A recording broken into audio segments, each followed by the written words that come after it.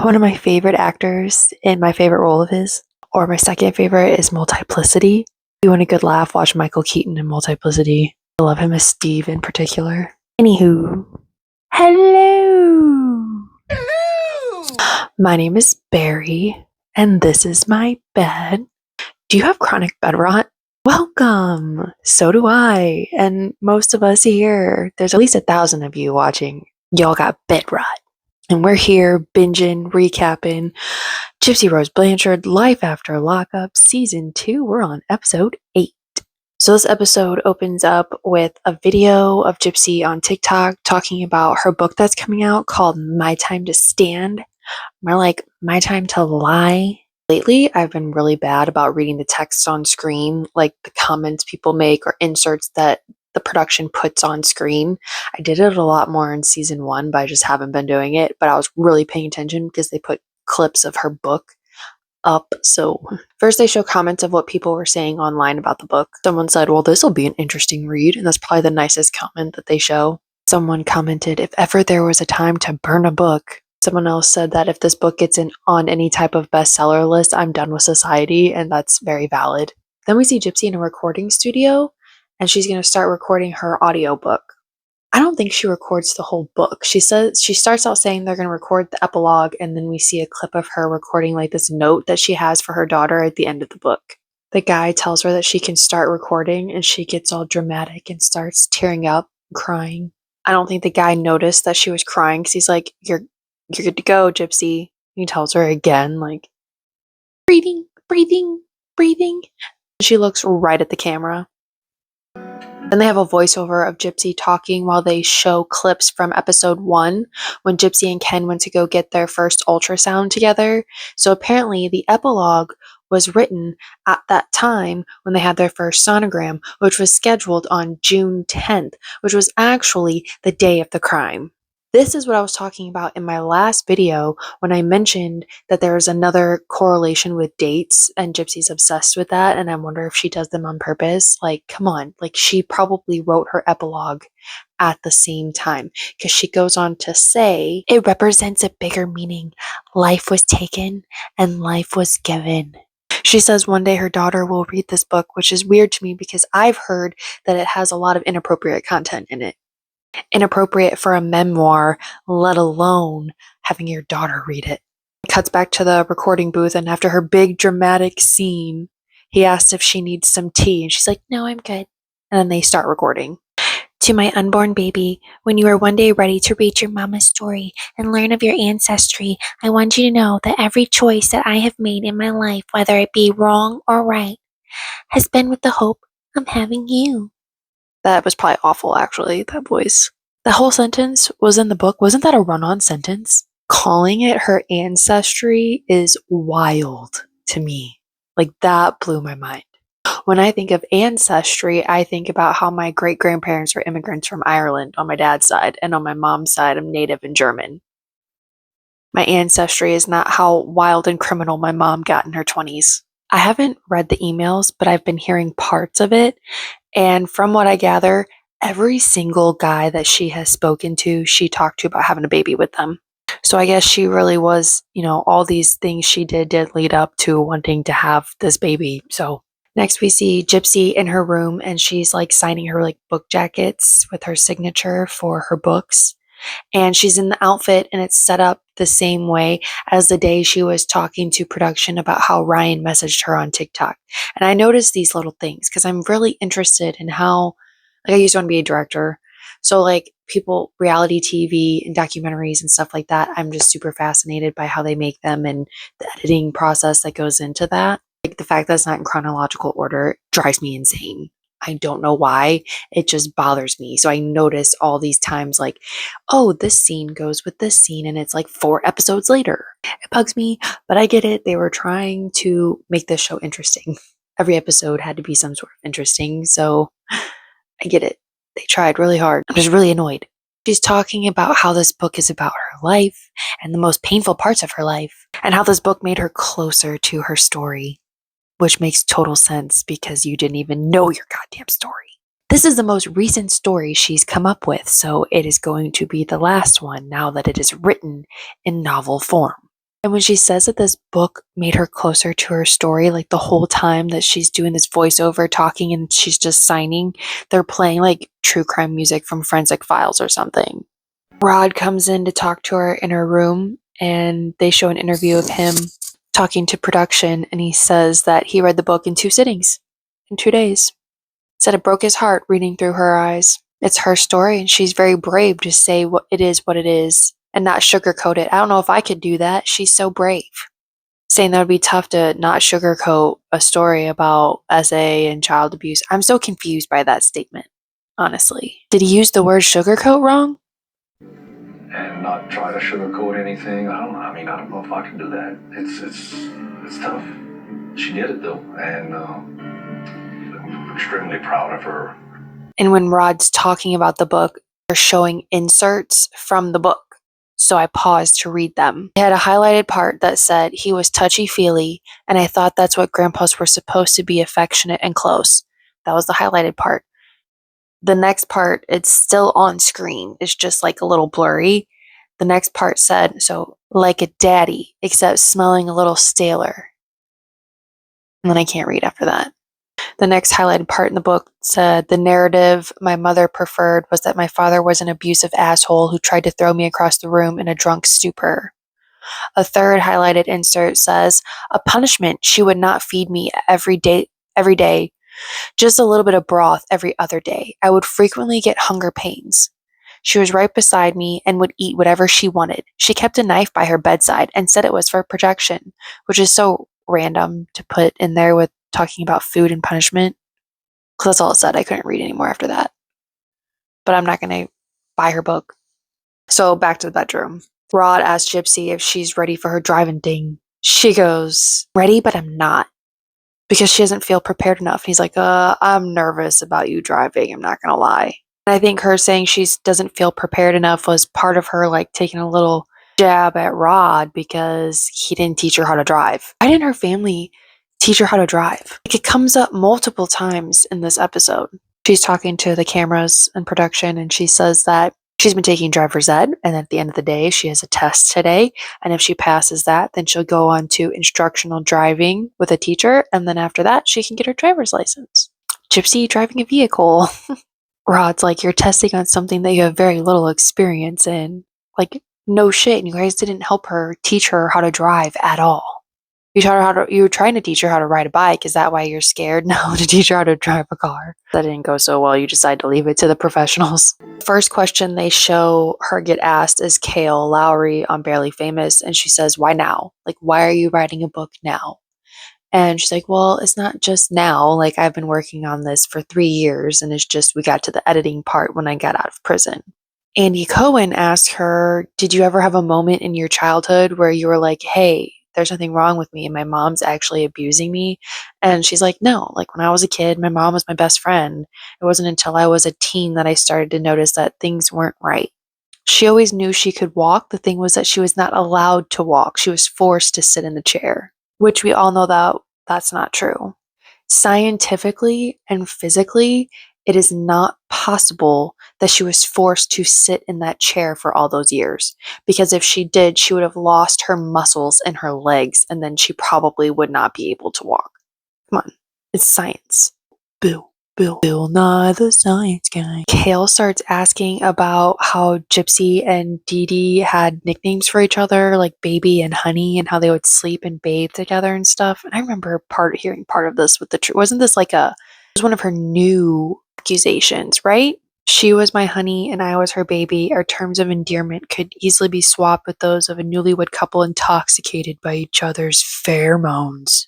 Honey, I'd call out to her with the bottle in hand. More, honey, more. I see now I was her emotional support surrogate very early on. Kale asked if she ever felt like their relationship was an enmeshment. And she asked a lot of leading questions, that kind of gives her an answer in the question, because then she just goes with that. Cohen asked her what the doctors would say to her, and she was like, well, my mom told them I was mentally slow, so they didn't really talk to me. They just talked to her. And he's like, wow. Described it as a silent standoff. And your mom was desperate to keep control over you. Looking back, do you still feel that way now? And I just, no hate, but I just don't really like her questions. Maybe she had better ones in the actual podcast and they just didn't show them on the show, but she says she feels like she has a lot more humanity for her mom now, which was a weird way to say it, I guess. And we really can look into what she thought about her mom at the time of the crime then. She literally had no humanity for her mom at all. Like how she felt about Ryan when she left him. Like, fuck you, I'm just gonna go out and get happy since you won't let me be happy. Kale asks if Gypsy will know the boundaries between her and her daughter. She's like, yeah, I mean, I think that relationships with your parents can be close with your mother, but there is a fine line between normal and weird. Cohen asks how old she was when her mother was murdered, which was a weird, also like removed her from the crime in a way. Like she wasn't a part of it. But then he goes on to ask her, knowing you had a hand in this, did you think you were going to get away with it? She's like, I wasn't actually thinking that far in advance. All she thought about was being able to live without the abuse and being able to walk freely. Bullshit, Gypsy. Bullshit. I call bullshit. You had been planning for years. You thought about all of that. Anybody who's about to commit a crime thinks about how they're going to get away with it. That is... Are you daft? Are you mentally deficient? With you? Are you mentally deficient? Kale said she was nervous when she heard she was writing a book. She was like, shoot, I mean, haven't we heard everything? But I read the book and I did learn some things. I'm like, Kale, are you in the true crime lore? Are you in the Gypverse? You know nothing, Jon Snow. Gypsy says this book is about survival and the point of this book is hope. And then it cuts to somebody saying that her book is actually disgusting. And this is simply a book about hope. Gypsy Rose Blanchard's book is disturbing to say the least. But I thought it was a book about hope. Someone says that she needs to learn the definition of accountability because this book is not it. Then they found the first pro-Gypsy video I've seen in this series. A woman was saying that she feels bad for Gypsy about how everybody switched up on this poor girl just because she wasn't acting like the perfect victim. She's a victim of everyone and everything. Poor girl. They must have had to dig deep to find that video. Gypsy takes her test. She's the only one using a computer. She goes up and picks it up. Everyone's watching her and she takes it back to her table. Then when she's done with her test, she turns it in, grabs her purse and leaves, and everybody is watching her. Oh, she passes, by the way. The production asked her questions outside the classroom about her test, and she's like, it was grueling torture. But I thought she was all excited that she never got to experience the first day of school. That's what she said earlier in the episode. I forgot to mention it because driver's ed is first day of school vibes. She claims she never had, even though she did go to school. I mean, I don't remember when she stopped going to school, so maybe it was young enough to where she forgot. But you went to school and you're acting like you never did. And the fact that you said a driving test was grueling torture makes me feel like you were the reason you didn't go to school.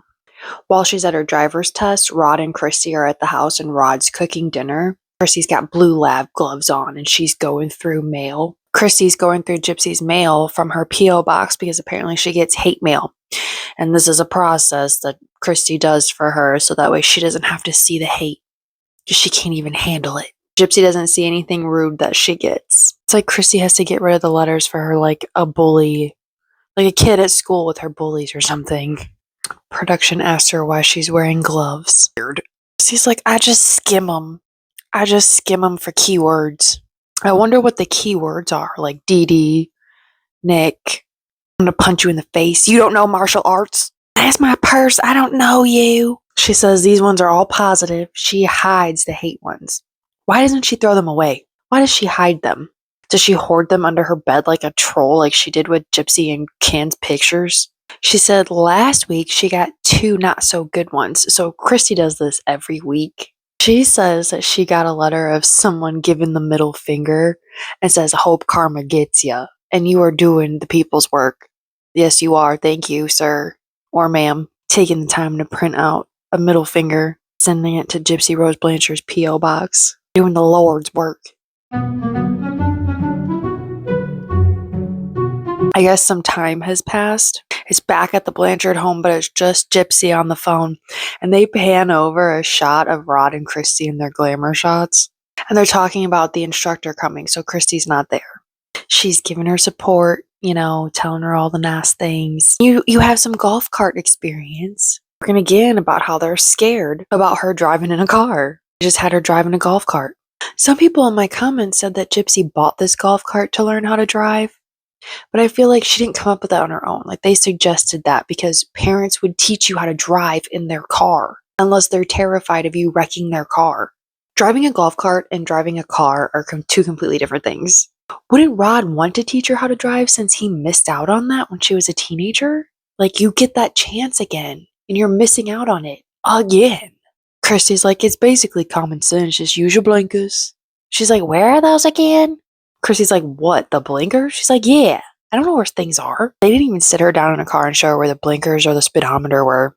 Does she know what a gas pedal is? Does she know what the Prindle is? She just wants to, guys didn't even teach me how to drive. Like, stop talking to me. She's making tea, and production asked her if she could talk to 12-year-old Gypsy right now and told her she was getting her driver's license. What would she say? And it's so fake. She's like, she probably wouldn't even believe you. We're from an interview of a time that was in a different episode, again, with the chronological bullshit driving me crazy, where she's talking about how the trolls do what the trolls do best, and they trolled the bookstore. I was prepared for it, and I'm disappointed that they weren't. Then she goes full diva on mic. There must have been a loss of communication. I did not know I was doing photo ops specific about my security request early on. Still everything, and I'm freaked out. He says he's going to make sure that there's security there for her. She says the trolls are crossing over into the real world, and she just doesn't want to put herself out there at risk.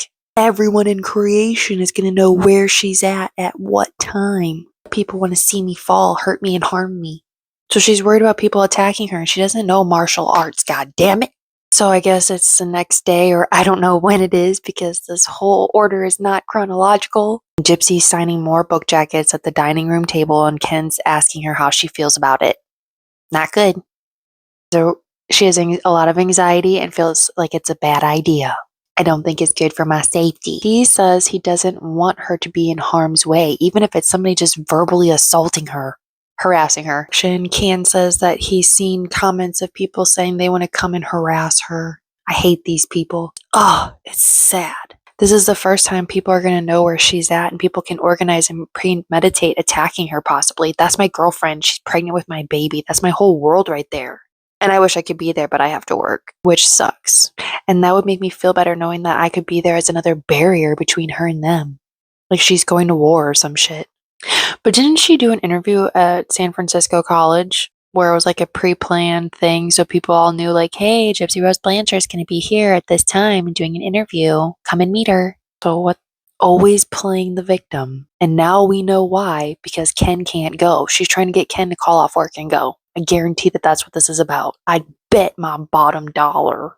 Cut back from his little interview, and it's back to them talking at the table, and they're discussing the rules and how you have to purchase a ticket to get into the event. She doesn't know if you have to purchase a book. Like, you wish. She's like, people are meeting and greeting me, and it could be just anyone. Just really emphasizing on how scary this is going to be, so Ken might call off work. Didn't work, Gypsy. They had more hater videos and comments that they show from content creators, but they found another pro Gypsy video where this woman's talking about, I hope she has security or bodyguards because people are crazy.